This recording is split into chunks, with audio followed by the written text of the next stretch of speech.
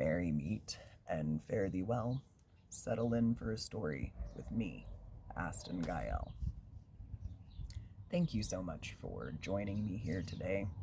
This is going to be your daily collective message for Monday, March 2nd. By the time that you're hearing this, I have been sat in the dentist chair for a little while, and I am not okay.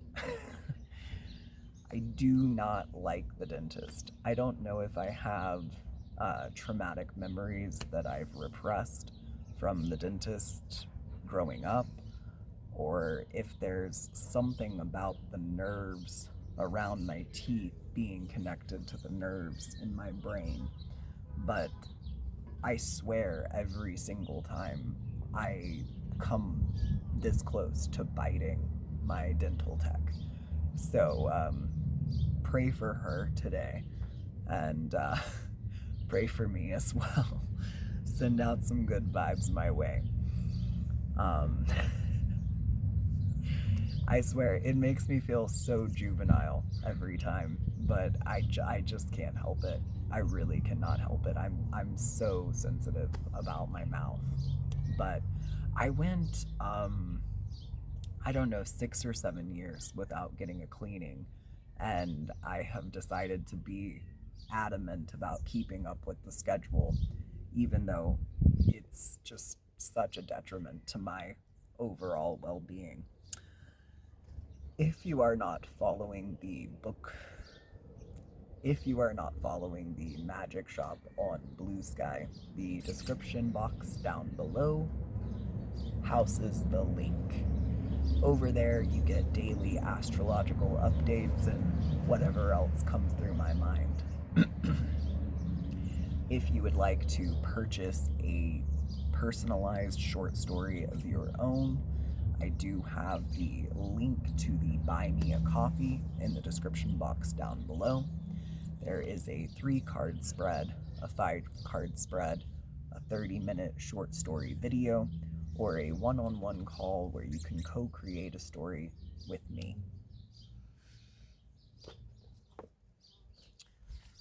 We are reading an excerpt a day from this book until we have no excerpts left. We are using the title of each excerpt as a basis for the short story of the day. Today's topic is resourcefulness. He can make almost anything out of practically nothing. Give him a couple of paper clips and a wrinkled piece of string, and he'll catch enough catfish for 5. If he doesn't have exactly the right tool, he'll make one. He once traveled through Europe on $1 a day and came home with cash in his pocket. He knows where to find the world's best day-old donuts and what time the last honey-dipped ones are gone. If he's ever caught in a downpour, he can fashion a designer raincoat out of 3 plastic garbage bags and a pocket-sized stapler. He'll whip up an impromptu dinner with potatoes, a prune, an egg, and for dessert, he'll do something sweet with sausage. He recycled enough cans and bottles last year to pay for his haircuts. He's saved all kinds of this and that, and when he needs one, he knows exactly where he stashed it. When he wants what he wants, he goes right to the source, and if he wants it again, he resources. Yes, I absolutely love a man who is resourceful, because it just is the exact opposite of men who thrive in this capitalist society. This whatever I need, I just go to the store and buy. And one, that's very privileged. It's a very privileged point of being, state of being. 2, that's just fueling those people at the top. Those people that you're never gonna be. uh, it's a big club and you ain't in it. Um, and you're never gonna be in it. You're never gonna be in that boys club. And the fact that you want to be is, it's sad. It's sad to me. Those men are not resourceful, and the men trying to get into that club are not resourceful either. And it's not a life I want to live. It's not a life I want to live. Give me something old and let me turn it into something new any day. Because otherwise, it's just turned into a fucking heap, a pile of garbage that is killing Mother Nature. Um, and I just don't want to do that. I want to fertilize her. I'd like to see her grow and heal. Resourcefulness. Let's start with the deck of chaos. Tell me, what makes a person resourceful?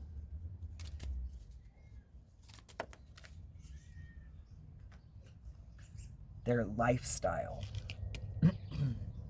Their lifestyle.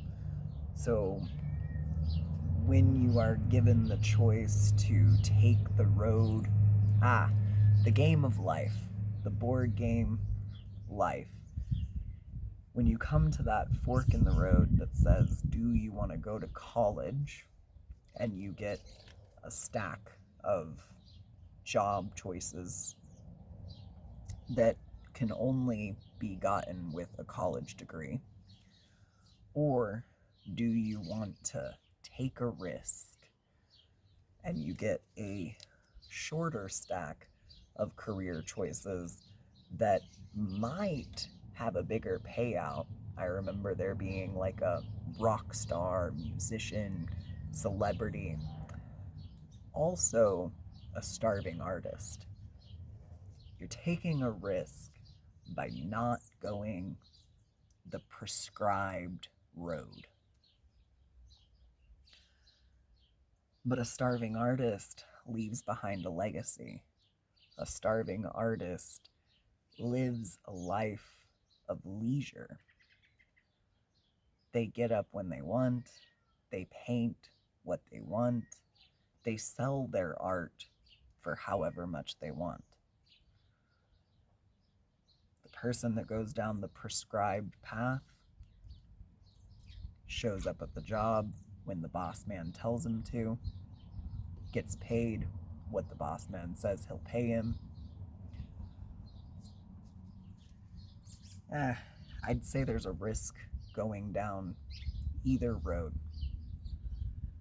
So what makes a man resourceful?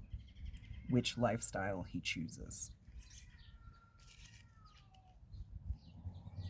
I'd say it's about 15 that we usually start thinking about which road we're going to take.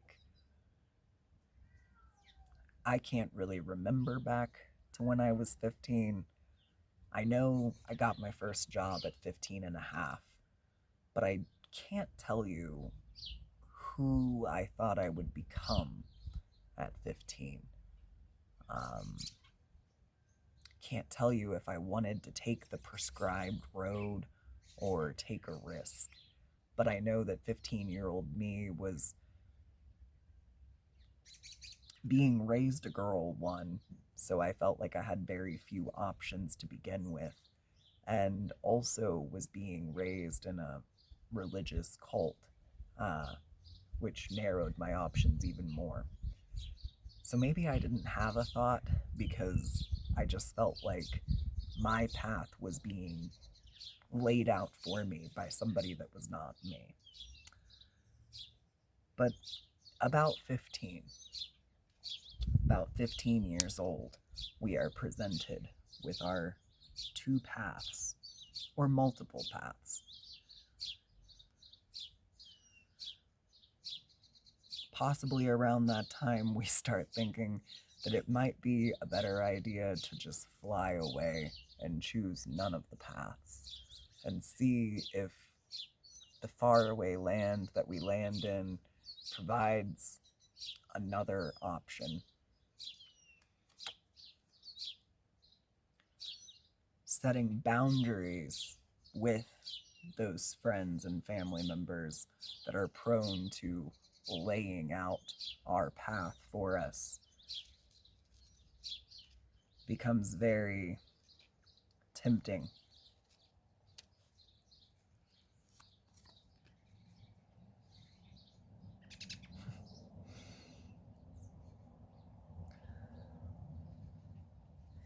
Not focusing on love and marriage go together in a carriage, however that fucking song goes.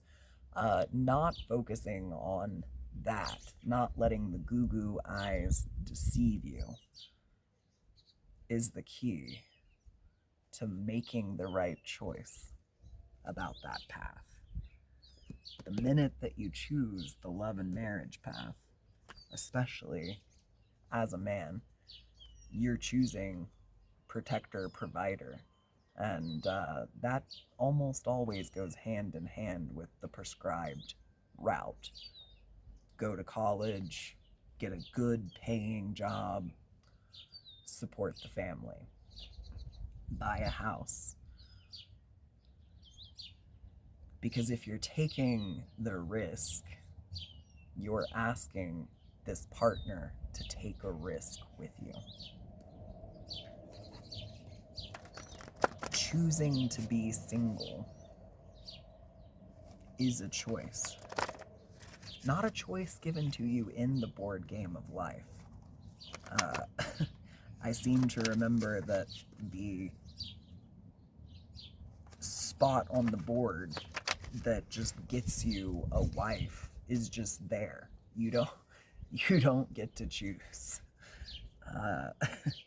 You don't get to go through the game of life alone. But you can actually go through life alone. And if you decide to go through the game of life with somebody else, and it ends up being semi-charmed, not exactly what you thought it would be. There's fussing and fighting like these birds in the background that are chasing after each other. Society will tell you you have no other options. You know, you've chosen this path with the person and you can't break out of it.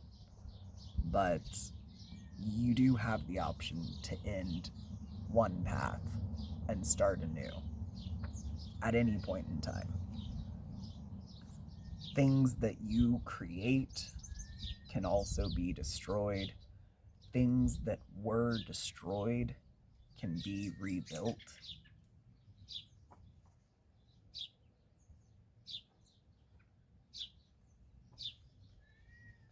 And you do not always have to give in to the fall. We describe falling in love rather than stepping into love, rather than walking towards love. It's a fall. It's a leap of faith. And you don't have to take that leap if you don't want to.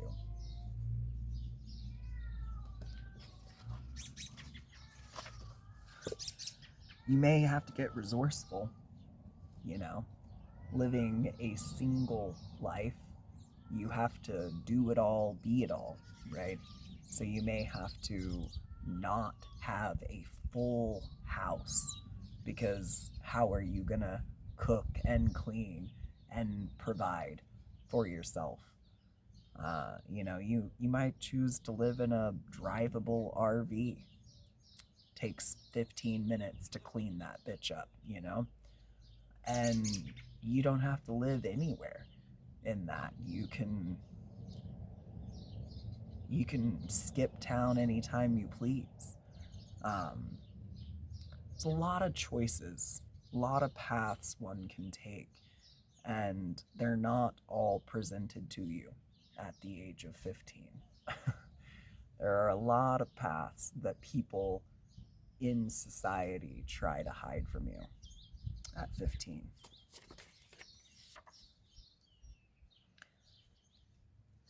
Okay, something important about the next new moon. There's a new project asking you to look at it, to start it. Maybe it is a path that you've abandoned and it's asking you to start cultivating it again. Maybe it's a whole new path. Maybe you did choose love. You did go the marriage route.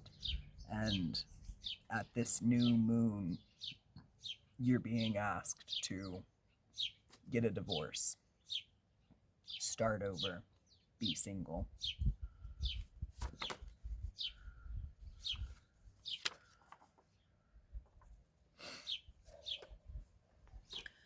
Don't force this new start,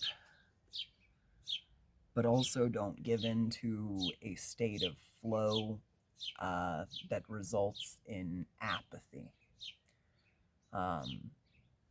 Learn to balance the two.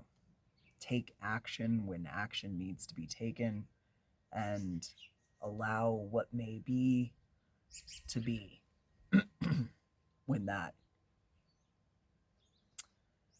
energy is presented to you. And you'll know the difference.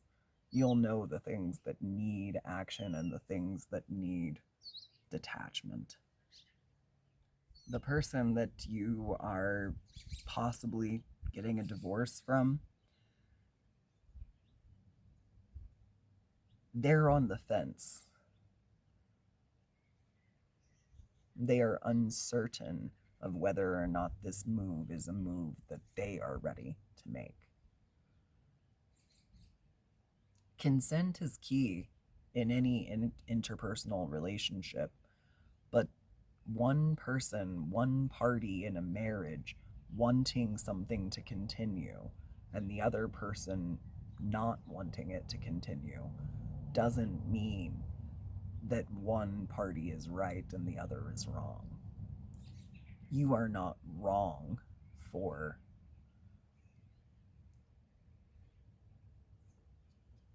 setting in motion this new path. However, the way that you present this decision, this idea, is important.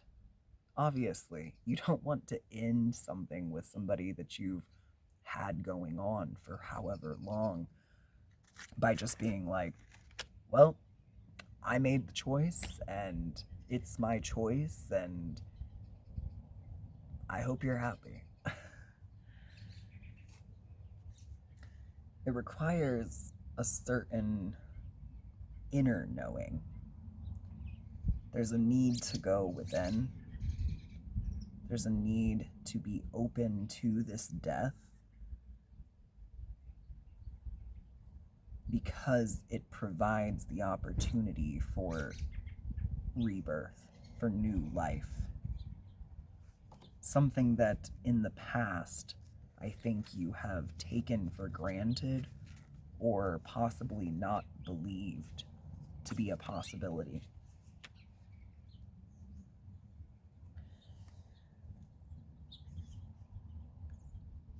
This new life could be one of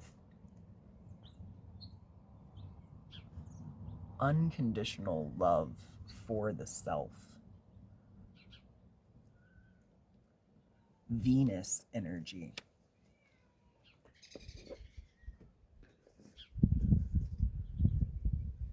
Which is representative of truth.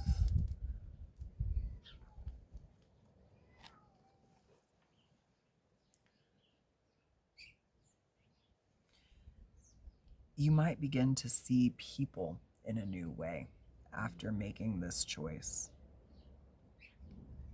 From a detached state, a comfortable in independence state. You might view people not as tools, not as resources, but as connection, as study for your own personal growth.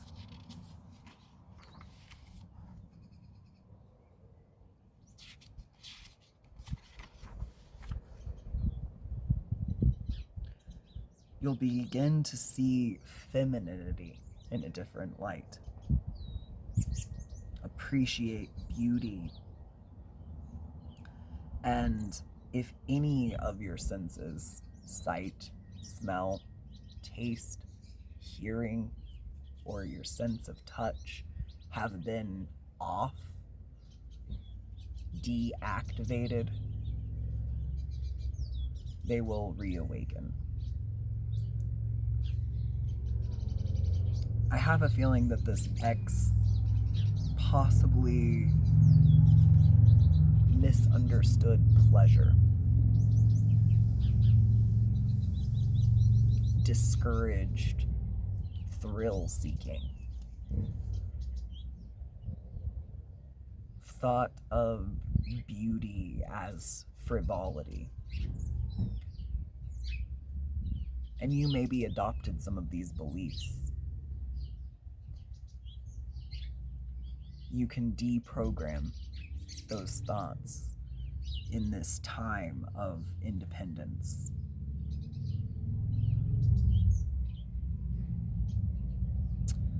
Until next time, be well, be you.